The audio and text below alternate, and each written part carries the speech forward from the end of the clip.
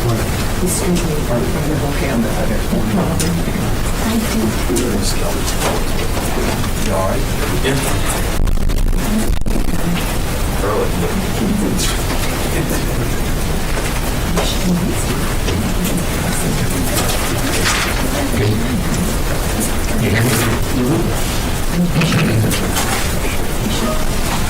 Good morning.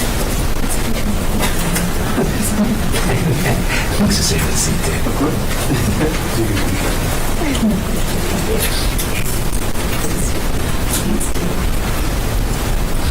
although frankly I feel like it's too close. Ladies and gentlemen, we'll be ready in 2 minutes. 2 minutes, thank you.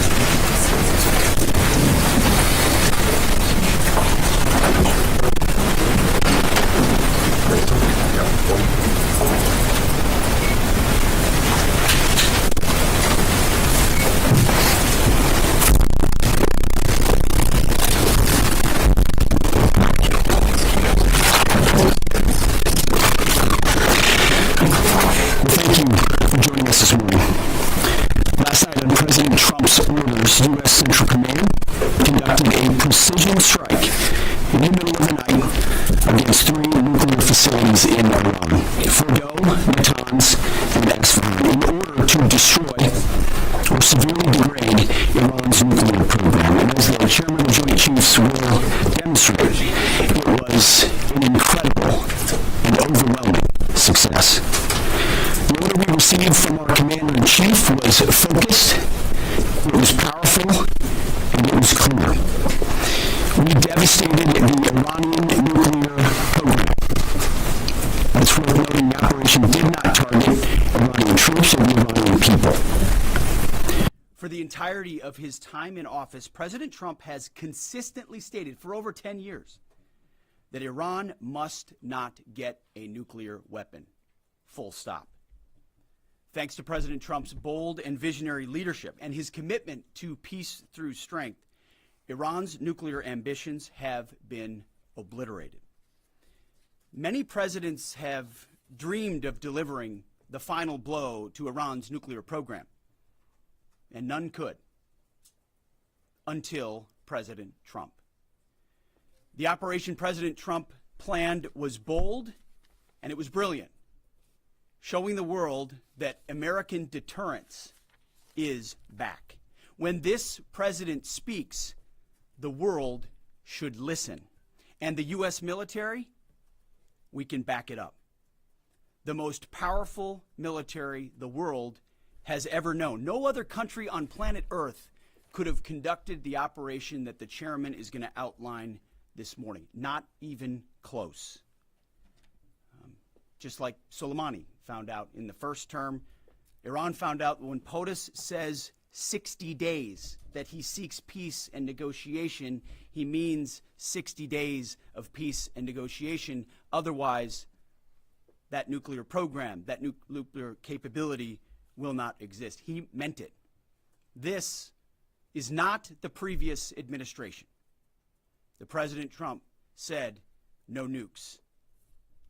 He seeks peace, and Iran should take that path. He sent out a truth last night saying this: any retaliation by Iran against the United States of America will be met with force far greater than what was witnessed tonight. Signed, the President of the United States, Donald J. Trump. Iran would be smart to heed those words. He's said it before, and he means it. I want to give recognition to the Chairman of the Joint Chiefs of Staff, the Joint Staff, General Eric Kurilla at CENTCOM, who did a phenomenal job, he and his staff, all of CENTCOM. Policy, across the board, this was a joint effort, and across the Pentagon effort. I want to recognize the pilots who flew those bombers, who flew those fighters, who flew those refuelers, warriors. I want to recognize the sailors on those destroyers, in those subs, on those carriers, warriors, all of them. I want to recognize our soldiers doing air defense, base defense, QRF, warriors, all of them. Every American involved in this operation performed flawlessly. And I want to give recognition to our allies in Israel as well. This is a plan that took months and weeks of positioning and preparation so that we could be ready when the President of the United States called. It took a great deal of precision. It involved misdirection and the highest of operational security. Our B-2s went in and out of downtown Tehran, of these nuclear sites, in and out and back without the world knowing at all. In that way, it was historic. A strike that included the longest B-2 Spirit bomber mission since 2001 and the first operational employment of the MOP, a massive ordnance penetrator.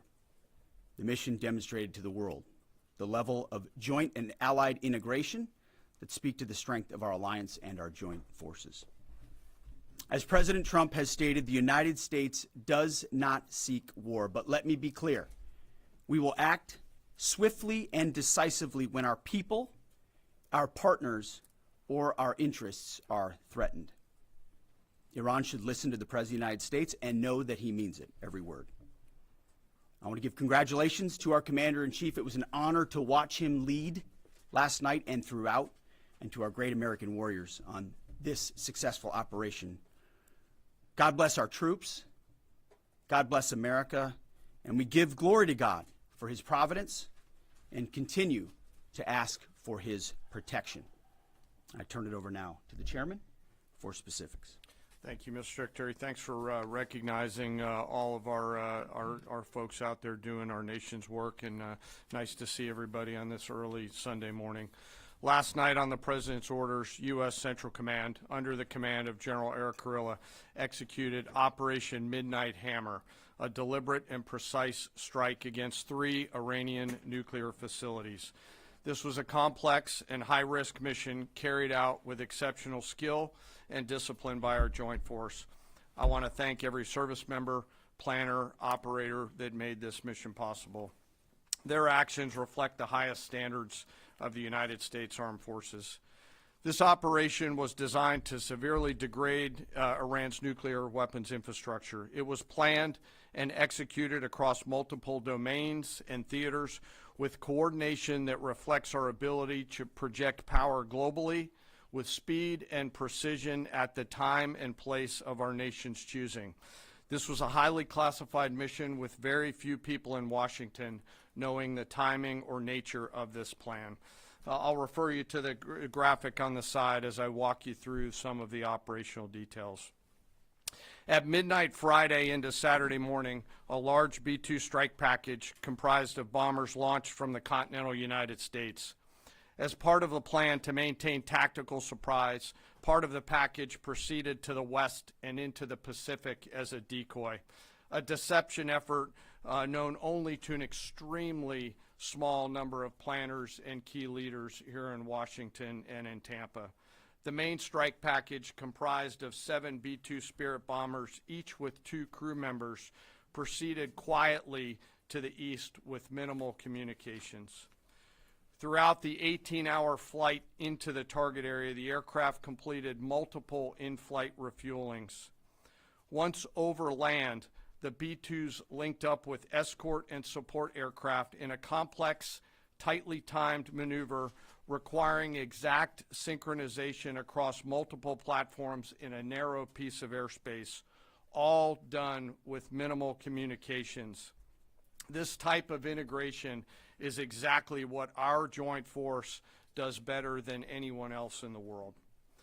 At approximately 5 p.m. Eastern Standard Time last night, and just prior to the strike package entering Iran, a U.S. submarine in the Central Command Area of Responsibility launched more than 24 Tomahawk land attack cruise missiles against key surface infrastructure targets at Esfahan. As the Operation Midnight Hammer strike package entered Iranian airspace, the U.S. employed several deception tactics, including decoys, as the 4th and 5th generation aircraft pushed out in front of the strike package at high altitude and high speed, sweeping in front of the package for enemy fighters and surface-to-air missile threats. The strike package was supported by U.S. Strategic Command, U.S. Transportation Command, U.S. Cyber Command, U.S. Space Command, U.S. Space Force, and U.S. European Command. As the strike package approached Fordo and Natanz, the U.S. protection package employed high-speed suppression weapons to ensure safe passage of the strike package, with fighter assets employing preemptive suppressing fires against any potential Iranian surface-to-air threats. We are currently unaware of any shots fired at the U.S. strike package on the way in. At approximately 6:40 p.m. Eastern Standard Time, 2:10 a.m. Iran time, the lead B-2 dropped 2 GBU-57 massive ordnance penetrator weapons on the first of several aim points at Fordo. As the President stated last night, the remaining bombers then hit their targets as well, with a total of 14 MOPs dropped against 2 nuclear target areas. All 3 Iranian nuclear infrastructure targets were struck between 6:40 p.m. and 7:05 p.m. Eastern Time. Again, that's about 2:10 in the morning local time in Iran, with the Tomahawk missiles being the last to strike at Esfahan to ensure we retain the element of surprise throughout the operation. Following weapons release, the Midnight Hammer strike package exited Iranian airspace and the package began its return home. We are unaware of any shots fired at the package on the way out. Iran's fighters did not fly, and it appears that Iran's surface-to-air missile systems did not see us. Throughout the mission, we retained the element of surprise. In total, U.S. forces employed approximately 75 precision-guided weapons during this operation. This included, as the President stated last night, 14 30,000-pound GBU-57 massive ordnance penetrators, marking the first ever operational use of this weapon. I know that battle damage is of great interest. Final battle damage will take some time, but initial battle damage assessments indicate that all three sites sustained extremely severe damage and destruction. More than 125 U.S. aircraft participated in this mission, including B-2 stealth bombers, multiple flights of fourth and fifth generation fighters, dozens and dozens of air refueling tankers, a guided missile submarine, and a full array of intelligence, surveillance, and reconnaissance aircraft, as well as hundreds of maintenance and operational professionals. As the Secretary said, this was the largest B-2 operational strike in U.S. history and the second longest B-2 mission ever flown, exceeded only by those in the days following 9/11. Well prior to the strike, General Kurilla elevated force protection measures across the region, especially in Iraq, Syria, and the Gulf.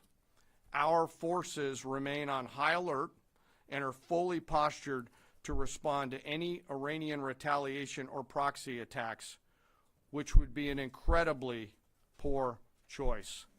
We will defend ourselves. The safety of our service members and civilians remains our highest priority. This mission demonstrates the unmatched reach, coordination, and capability of the United States military. In just a matter of weeks, this went from strategic planning to global execution. This operation underscores the unmatched capabilities and global reach of the United States military.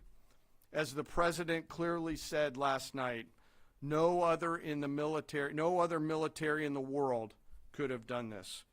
I join the President and the Secretary in being incredibly proud of the air crews, naval forces, cyber operators, planners, and support teams, and commanders who made this mission possible. It is their skill, discipline, and teamwork that makes this operation possible.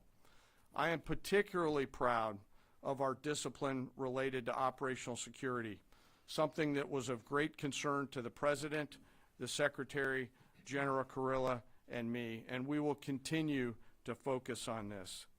As we stand here this morning, many assets are still airborne, and we have hundreds deployed. I ask that we keep our warfighters on their way home and our deployed service member in our thoughts. Our joint force remains ready to defend the United States, our troops, and our interests in the region. Thank you very much. We will take a few questions, Phil. Me? Yeah. So, is regime change off the table, Mr. Secretary? And to the chairman, you said the battle damage assessment is still ongoing, but do you believe that some nuclear capability in Iran remains? This mission was not and has not been about regime change. The President authorized a precision operation to neutralize the threats to our national interests posed by the Iranian nuclear program and the collective self-defense of our troops and our ally Israel. Thanks for your question. I think BDA is still pending, and it would be way too early for me to comment on what may or may not still be there. But thanks for the question. Green. No, behind you. Excuse me, Mr. Secretary, can you tell me, was there a particular moment when the President decided to pull the trigger on this operation where he said, now rather than being, something in the holster, now we're going to pull the trigger on it? I would just say, having the opportunity to witness his leadership, he was fully committed to the peace process, wanted a negotiated outcome, gave Iran every single opportunity, and unfortunately was met by stonewalling, which is why he gave them plenty of time to continue to come to the table and give up enrichment, give up the nuclear program. But there was I won't say the particular moment, there was certainly a moment in time where he realized that it had to be a certain action taken in order to minimize the threat to us and our troops. Yeah. General, you say that General Kurilla increased force protection in Iraq, Syria, and Gulf, in those areas. Were they given any advance warning the attacks were coming? And also, Mr. Secretary, when were congressional leaders notified? How long before the attacks took place? Sir, to your first question, the risk has clearly been rising over the last few weeks in the region. Based on that, and not a particular awareness of this operation, we've made smart decisions to minimize the risk to U.S. forces in the region. So they were given no advance warning? No, sir. And congressional? They were notified after the planes were safely out. Well, we complied with the notification requirements of the War Powers After the Act. attacks, they were notified? They were immediately thereafter. Yes. Thank you, Secretary. Two quick questions. Do you believe you completely destroyed Iranian nuclear program? And how about Iranian ballistic missiles? Your ally Israel always saying that is biggest threat. And second question is very important. What will be your next step if Iran or militias under Iranian influence in the region attack U.S. interests or allies in the region? And you can chime in on this too, Mr. Chairman. The battle damage assessment is ongoing, but our initial assessment, as the chairman said, is that all of our precision munitions struck where we wanted them to strike and had the desired effect, which means especially in Fordo, which was the primary target here, we believe we achieved destruction of capabilities there. Ultimately, wherever it may be, whether it's in Iraq or Syria or bases in the Gulf, as the president said, it would be as the chairman said, it would be a very bad idea for Iran or its proxies to attempt to attack American forces. Yes. Thank you, Mr. Secretary. Regarding retaliations, Iran and North Korea are cooperating on nuclear and missile development. Do you think there is a possibility that Iran, North Korea, and the other forces, such as China, will join forces to retaliate against the United States? Well, unfortunately, because of the policies under the previous administration, we drove those countries together, and ultimately that creates a challenging environment.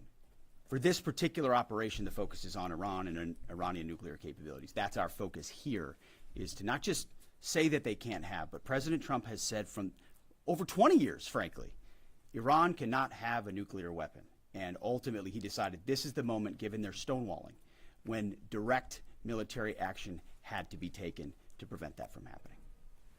Yes. Thank you very much. General Kane, I understand OPSEC, I respect OPSEC. Can you say at all what security procedures are being taken to protect U.S. troops in Iraq and elsewhere in the Middle East? And Secretary Hegseth, as a global war on terrorism veteran, what do you say to veterans who may be concerned the U.S. is getting into another open-ended war in the Middle East over weapons of mass destruction? Thanks, sir, for the question. I won't comment on what force protection measures are being taken in the region. What I will say is we're being proactive and not reactive, and being very thoughtful about ensuring that we do all that we can to protect our forces out there. And I would just say, as the president has directed and made clear, this is most certainly not open-ended. It doesn't mean it limits our ability to respond. We will respond if necessary. The most powerful military in the world is postured and prepared to defend our people. But what the president gave us, as I said, was a focused, powerful, and clear mission on the destruction of Iranian nuclear capabilities. Those were the targets. That's what was struck. that was overwhelming. That's what was overwhelming. That's what the Iranian regime needs to understand, as the president put out last night. He wants peace. There needs to be a negotiated settlement here. We ultimately demonstrated that Iran cannot have a nuclear capability. That is a very clear mission set on this operation. Yes, hold on. Yes, right there. Thank you, Mr. Secretary. Question for the Secretary and the Chairman. How was this strike coordinated with the Israelis on a strategic level, militarily, and on a tactical level? Was there any direct Israeli military participation in this operation? Well, I would say certainly Israel had an incredible military success, especially at the beginning and ongoing, in degrading Iranian capabilities, in degrading Iranian launchers, MRBMs. It's been incredible to watch what our ally Israel has been able to do. And there certainly have been conversations. I mean, General Kurilla at CENTCOM has worked closely in the defense of Israel for many years. And part of this operation was the defense of Israel and the ongoing defense of Israel. But as it pertains to this strike, this was U.S. operated and U.S. led. We took advantage of some of the preparatory work that's been done over the past week and a half in terms of axis of approach. I won't get into the particulars, but as the Secretary said, it was a U.S. strike. We made sure we were not in the same piece of airspace and sky. Aside from that, that was the extent of it. We'll take a couple more. Yeah, right there. Question to the Secretary first. Are you concerned whatsoever now about the reaction from U.S. allies given the strike, particularly those in the Gulf? And to the Chairman, if I may, I understand you don't want to speak to specific assets and force protection measures, but do you anticipate at least having to bring in any further assets from other theaters to aid in force protection over the coming days? We certainly understand the challenges of allies in the region, and we have been respectful and in working in collaboration with them as it pertains to basing and sensitivities there. Ultimately, they've got a lot of assets and people in those locations also where American troops are co-located. So that's a consideration of ours. We've been in close consultation with them, and we appreciate the support that we have got. Thanks for the question on sort of the global picture. And as you know, that's one of my jobs, is to look globally at the entire range of challenges. We are always carefully considering our force posture around the world and then offering options to the Secretary and to the President. I won't comment on any future things, but the American people should know that we carefully consider those moves around the world and try to modulate as needed our force structure in the region. Absolutely. Yeah, right here. Thank you. What communications are being sent to the Iranians right now, and is there any possibility of diplomacy now or in the coming days? I can only confirm that there are both public and private messages being directly delivered to the Iranians in multiple channels, giving them every opportunity to come to the table. They understand precisely what the American position is, precisely what steps they can take to allow for peace, and we hope they do so. Yes. The president may not want an open-ended conflict. The Iranians may disagree. Are you prepared for a protracted war? Well, anything can happen in conflict. We acknowledge that. But the scope of this was intentionally limited. That's the message that we're sending. With the capabilities of the American military, nearly unlimited. So Iran, in that sense, has a choice. But we've made it very clear to them, this is nuclear sites, this is nuclear capabilities, this is the line that the president set, and we set that back. Now is the time to come forward for peace. But I think one of the takeaways from this as well is the unprecedented level of ongoing cooperation. I can't speak highly enough of the chairman and his staff and General Kurilla in CENTCOM, what they've done to look around the corner, to pre-position, to understand how an operation like this comes together. The scope and scale of what occurred last night would take the breath away of almost any American if you had an opportunity to watch it in real time. And I think Tehran is certainly calculating the reality that planes flew from the middle of America in Missouri overnight, completely undetected, over 3 of their most highly sensitive sites, and we were able to destroy nuclear capabilities. And our boys in those bombers are on their way home right now. We believe that'll have a clear psychological impact on how they view the future, and we certainly hope they take the path of negotiated peace. But I could not be more proud of how this building operated, of the precision, the sensitivity, and the professionalism of the troops involved in this effort. I will take one more. We'll take one more question. Yes, right there. Thank you, Mr. Secretary. Concerning the justification for these strikes, in March, the Office of the Director of National Intelligence released their threat assessment, concluding, quote, Iran is not building a nuclear weapon, and Khamenei has not authorized the nuclear programs he suspended in 2003, unquote. So what new intelligence does the U.S. have since then that the Iranians have changed their position on nuclear weapons? And does this new intelligence come from U.S. sources and methods, or are we getting this information from other countries?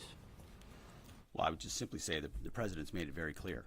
He's looked at all of this, all of the intelligence, all of the information, and come to the conclusion that the Iranian nuclear program is a threat, and was willing to take this precision operation to neutralize that threat in order to advance American national interests, reduce the Iranian nuclear program, and obviously collective self-defense of ourselves and our allies. So he looked at all of it, understood the nature of the threat, and took bold action I think the American people would expect in a commander-in-chief.